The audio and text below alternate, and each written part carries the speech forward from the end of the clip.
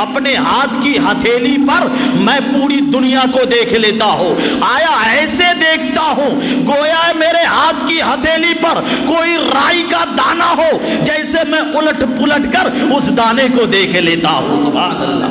جو ہی غوث پاک نے فرمایا, ایک مرید کھڑے ہو جاتے, کہتے حضور اتنی طاقت کہ پوری دنیا کو آپ اپنے ہاتھ کی ہتھیلی میں سماعت کر لیتے, دیکھ لیتے ہیں.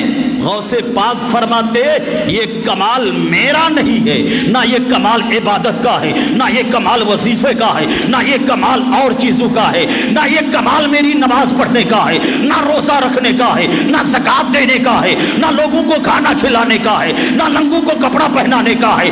میری اتنی طاقت اس وظیفہ کرنے کی وجہ سے نہیں ہے. غوث پاک سے فرماتے آخر یہ مقام, یہ رتبہ, یہ مرتبہ کیسے حاصل ہوا کہ پوری دنیا کو آپ ہاتھ کے ہتھیلی میں سماعت کر لیتے, دیکھ لیتے ہیں. غوث پاک ارشاد فرماتے ہیں یہ تو میرے ماں باپ کا کمال ہے کہ میرے ماں باپ نے میرے لیے دعا کی تو اللہ نے میرے دعا کو مستجاب الدعوات بنا دیا.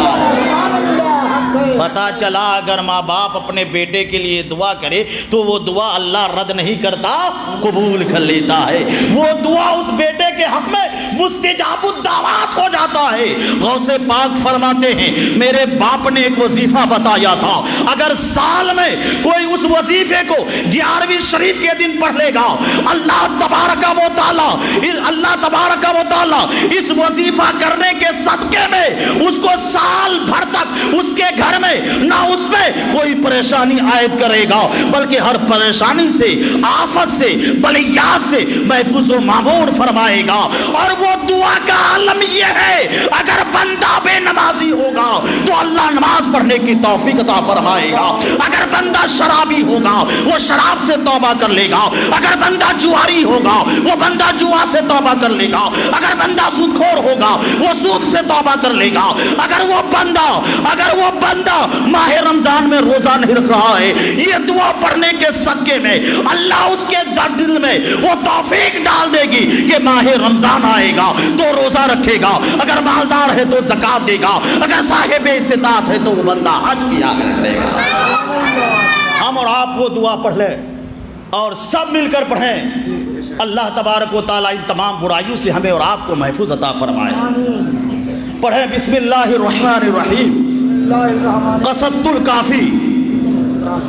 الکافی وجدت الکافی نعم الکافی لکل کافی کفانی الکافی وللہ الحمد. سبحان اللہ. یہ وظیفہ میں اتنی تاثیر ہے. غوث پاک فرماتے ہیں اگر بندہ بستر پر جائے اور جانے سے پہلے, آیا آنکھ لگنے سے پہلے وہ وظیفہ کر کے بستر میں جائے گا تو اللہ اس کے دل میں یہ توفیق ڈالے گا کہ جب بھی اس کی موت آئے گی تو اللہ ایمان کی حالت میں موت عطا فرمائے گا. اور سب سے بڑی دولت ہم نے کیا سمجھا ہے؟ غوث پاک فرماتے ہیں بہترین بلڈنگ بنا لینا, مکان بنا لینا یہ کامیابی نہیں ہے. ڈاکٹر بنا لینا بیٹے کو کامیابی نہیں ہے. انجینئر بنا لینا بیٹے کو کامیابی نہیں ہے. پروفیسر بنا لینا بیٹے کو کامیابی نہیں ہے. ماسٹر بنا لینا بیٹے کو کامیابی نہیں ہے. بہترین جگہ اور زمین کو اکٹھے کر لینا یہ کامیابی نہیں ہے. میرے غوث پاک فرماتے ہیں بندہ اس وقت کامیاب ہو جاتا ہے اگر بندہ جھوپڑی میں ہے, رب کو راضی کر لیتا ہے تو وہ بندہ جھوپڑی میں رہ کر اللہ کو راضی کر لے, وہ بندہ کامیاب ہو گیا ہے. کامیابی تو وہاں ہے. میرے دوست میں بتا رہا تھا, زیادہ ہو گیا. میرے دوست ہمیں اور آپ کو جس راہ روی کو اختیار کرنی چاہیے, ہم بھٹک گئے. آج صرف اپنے میں مگن. ایک بالشت زمین کے لیے غوث پاک فرماتے حقیقت نے اس نے اسلام کو سمجھا نہیں. بخاری کی حدیث پاک کا ایک جز سنا دیں, بولیں سبحان اللہ. عربی میں ہے, سمجھ میں نہیں آئے گا, لیکن جب آقا کا نام آئے کہ بخاری میں ہو یا آقا نے فرمایا ہو تو آپ مچل جائے سبحان اللہ. یہ سبحان اللہ, اللہ پاک ہے, اللہ سب سے بڑا ہے. سبحان اللہ اتنا پیارا لفظ ہے, اس کے متعلق آپ چند جملے سماعت کر لیں تو آپ کو سمجھ میں آ جائے. موسیٰ کلیم اللہ علی نبینا علیہ الصلاۃ والتسلیم، یہ موسیٰ کلیم اللہ ہے، اللہ کا دوست ہے، سبحان اللہ۔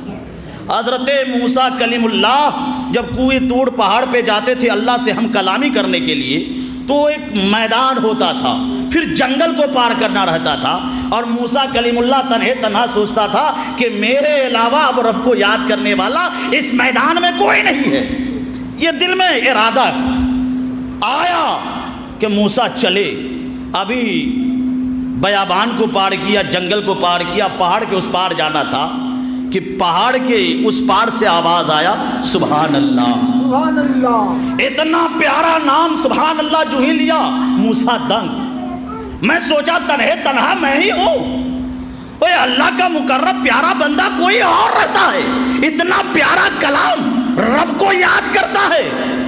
اب ادھر چھوڑا، جستجو اور تلاش ڈھونڈنے لگ گیا، یہ سبحان اللہ کہنے والا ہے کدھر؟ آیا موسیٰ کلیم اللہ، کان کھڑے کیے، لگائے ہیں اور چلے جا رہے، پھر آواز آئی سبحان اللہ۔ سبحان اللہ، جو ایک مرتبہ سبحان اللہ بولتا ہے کم و بیش 1,24,000 انبیاء کرام کے، آیا جو بھی ایک مرتبہ بولتا ہے کم و بیش 1,24,000 یہ کلمہ اس کے نام اعمال میں پڑھنے کا ثواب رب عطا فرماتا ہے، سبحان اللہ۔ اتنا کم، صرف ایک مرتبہ، اس لیے بخاری کی آخری حدیث ہے کلمتان خفیفتان علی اللسان، بخاری شریف جو ہے اس کی آخری حدیث ہے یہ کلمتان خفیفتان علی اللسان۔ یہ کلمہ بہت آسان ہے، زبان میں بہت آسان ہے، لیکن قیامت کے دن اس کا وزن سب سے زیادہ بھاری نکلے گا، سبحان اللہ۔ بہت بھاری ہے، وزن میں بہت بھاری، بہت زیادہ بھاری۔ اگر ساتوں آسمان ساتوں زمین کو ایک پلے میں رکھا جائے اور یہ کلمہ طیبہ کا آیا کاغذ میں لکھ کر ایک ٹکڑے کو ایک پلے میں رکھا جائے تو یہ پلہ جو ساتوں زمین ساتوں آسمان کا پلہ ہوگا یہ ہلکا نکلے گا، اور یہ ٹکڑا جس پہ لا الہ الا اللہ محمد الرسول اللہ لکھا ہوگا یہ پلہ بھاری نکلے گا، سبحان اللہ۔ اعجاز اتنا بلند ہے، تو میں کہہ رہا تھا اتنا پیارا ہے سبحان اللہ۔